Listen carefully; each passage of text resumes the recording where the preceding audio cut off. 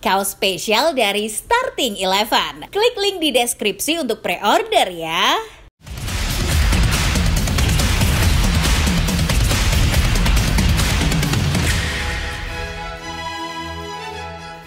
Kecepatan arus informasi memudahkan untuk menemukan satu sisi menarik yang jarang diketahui di dunia sepak bola. Sepak bola pada gilirannya tidak hanya menjadi olahraga tapi juga budaya populer. Maka dari itu selayaknya budaya populer dengan mainstreamnya, sepak bola juga memiliki sisi anti-mainstream, tak terkecuali klub-klub sepak bola di Eropa. Nah, berikut ini adalah tim-tim anti-mainstream di Eropa yang berhasil menyedot perhatian publik. Ada yang pernah mendengar tim-tim berikut ini? Namun agar tak ketinggalan video dari Starting Eleven, kamu bisa subscribe dan nyalakan lonceng notifikasinya agar tidak ketinggalan video terbaru. Pengambil alihan Manchester United oleh Malcolm Glazer pada 2005 silam menimbulkan gejolak di dalam kelompok penggemar Manchester United, terutama yang tinggal di Manchester. Banyak dari pendukung setan merah yang menolak katalisator ini, meskipun sulit untuk menutup invasi dari investor Amerika. Alih-alih keluarga Glazer yang mundur, para pendukung yang menolak itulah yang pada akhirnya menyerah. Malcolm Glazer berhasil merebut Manchester United dari penggemar, menjadikannya mesin pencetak uang. Akan tetapi Glazer tidak sepenuhnya menang. Para penggemar yang menolak keras kehadiran justru mengalihkan protes ke bentuk yang lain. Mereka membentuk klub baru yang kemudian dinamai FC United of Manchester. Loh, bukannya mereka bisa beralih untuk mendukung klub lain? Mendukung klub lain adalah sebuah pengkhianatan. Lagi pula janggal jika klub diakuisisi orang lain sementara pendukungnya berpaling. FC United of Manchester pun tumbuh dan menjadi klub dengan basis komunitas. Ya, prinsip yang digunakan adalah kebersamaan. Tidak ada yang memiliki klub seutuhnya. Klub milik bersama, dikelola bersama, didanai bersama, semua orang yang terlibat adalah pemilik. Mereka bahkan bisa membangun stadion berkapasitas 4.400 tempat duduk di Broadhurst Park, Boston, yang mulai digunakan tahun 2015. Kini United of Manchester masih hidup dan berkompetisi di kompetisi non-liga.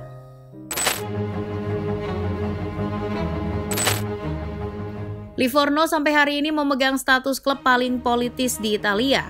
Dari tahun 1915 awal berdirinya, Livorno masih memegang teguh paham pemikiran kiri yang amat kental. Aliran Marxisme hidup dalam sendi-sendi klub Italia yang satu ini, tak terkecuali para pendukungnya. Pemikiran kiri itu tumbuh di kalangan pekerja kota.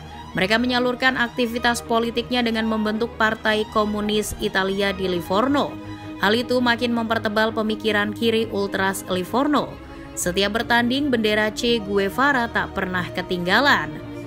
Sikap antifasis dan dukungan terhadap Palestina selalu disuarakan oleh para pendukung Livorno. Pengaruh ajaran Che Guevara bahkan melekat pada pemain Livorno. Ex-pemain mereka, Cristiano Lucarelli, pernah berselebrasi dengan menampilkan gambar Che Guevara saat membela timnas Italia U21. Setelah itu ia mendapat sanksi dan tidak lagi dipanggil timnas Italia.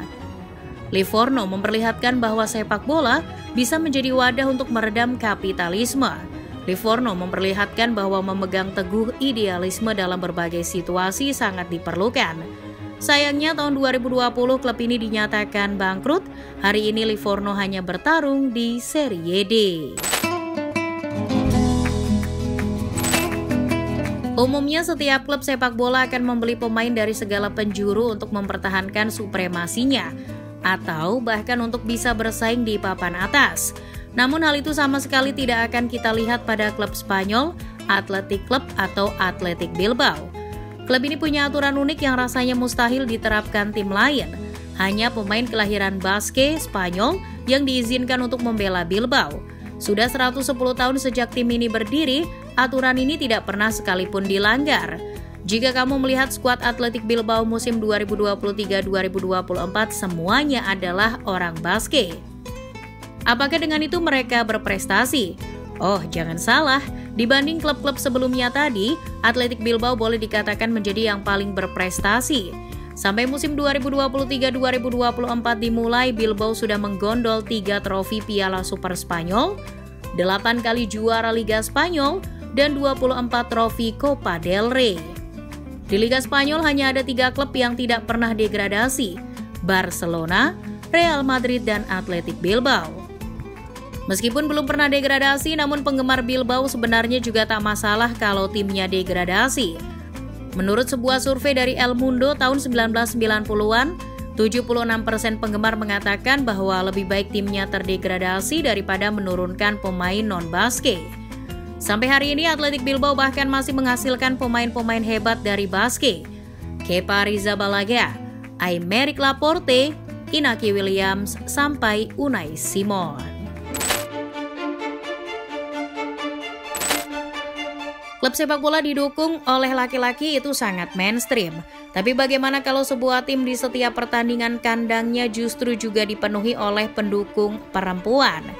Kita akan melihat pemandangan langka itu apabila berkunjung ke Hamburg, Jerman, tempat di mana St. Pauli lahir. Di kota ini, Hamburg SV adalah tim yang lebih terkenal. Hanya saja Hamburg SV adalah tim yang merepresentasikan kelas menengah ke atas, sedangkan St. Pauli kebalikannya. St. Pauli terkenal klub paling kiri di Jerman. Para pendukungnya aktif melawan perilaku seksis, homofobia, dan melawan rasisme. St. Pauli juga menjadi tim dengan pendukung perempuan terbanyak di Jerman. Menurut laporan media Jerman, Deutsche Welle, diperkirakan sekitar 30-35% penggemar yang hadir saat St. Pauli bermain di rumahnya adalah perempuan, baik itu perempuan dewasa maupun anak perempuan. St. Pauli yang sudah dikultuskan sebagai dari fans untuk fans benar-benar menjadi anomali sepak bola modern.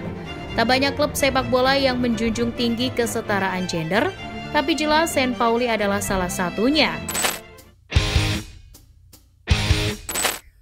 Setiap pendukung tim sepak bola pasti akan menjaga citra timnya.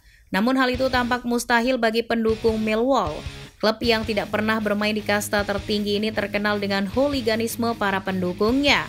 Para pendukung Millwall terkenal beringas, kejam, dan akhirnya bisa berdampak pada citra klub yang buruk. Tahun 2012, Millwall dikabarkan memiliki 92 rival di kompetisi domestik. Ketika bertemu rival itulah para fans Millwall tak segan untuk melakukan aksi hooliganisme. Namun meski membawa citra yang buruk, bagi supporter Millwall ini justru menjadi inspirasi dan diangkat ceritanya melalui berbagai film. Misalnya film Green Street Hooligans, The Firm, hingga Football Factory. Millwall pada akhirnya menjadi budaya pop. Menariknya, fans Millwall ini juga merambah di Indonesia loh. Jika kamu menemukan orang memakai kaos bertuliskan "No one like us, we don't care", besar kemungkinan ia adalah fans Millwall. Pernah mendengar klub bernama Forest Green Rovers? Ini adalah klub netral karbon pertama di dunia. Klub ini memutuskan beraliran vegan secara resmi pada tahun 2015. Vegan atau veganisme adalah sebuah gaya hidup yang menghindari eksploitasi terhadap hewan dan tumbuhan. Tim ini bermarkas di Rovers di Nailsworth, Gloucestershire, dengan nama stadion mereka The New Lawn Stadium. Ketika berkunjung ke sana, kamu akan menemukan stadion yang menggunakan panel surya dan turbin angin. Selain itu, rumputnya menggunakan rumput organik yang dikelola tanpa pupuk kimia. Irigasi lapangan juga memanfaatkan air bekas hujan. Intinya mereka mencoba untuk meninggalkan bahan-bahan kimia. Forest Green Rovers menjelma tim paling Greenpeace. Bahkan jersinya pun kabarnya terbuat dari limbah kopi. Menariknya lagi, tim ini ternyata pernah dilatih oleh seorang perempuan bernama Hannah Dingley. Meski tak memimpin satupun pertandingan, tapi Forest Green Rovers tercatat sebagai satu-satunya klub sepak bola laki-laki yang dimanajeri seorang perempuan. Omong-omong, Hannah Dingley kini masih bekerja di sana sebagai manajer akademi. Menarik, bukan?